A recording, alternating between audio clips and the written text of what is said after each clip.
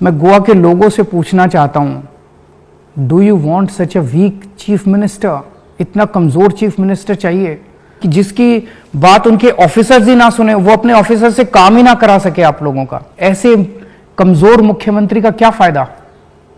Delhi half state है, हम full state नहीं है, हमारे पास बहुत सारी पावर्स नहीं है। Goa is a full state, उसके बावजूद दिल्ली के अंदर हम लोग पिछले कई सालों से लोगों को फ्री पानी दे रहे हैं। हमें करना आता है, हमने दिल्ली में करके दिखाया है। तो ऐसी सरकार को चुनिए ना जो आपको 24 घंटे पानी दे और 0 पानी के बिल आए। ये एक सुनने में एक करिश्मा लगता है, एक मैजिक लगता है, एक चमत्कार लगता है कि ऐसे कैसे हो सकता है। 24 घंटे बिजली आती है, 24 घंटे पानी आता है और पानी का बिल 0 आता है।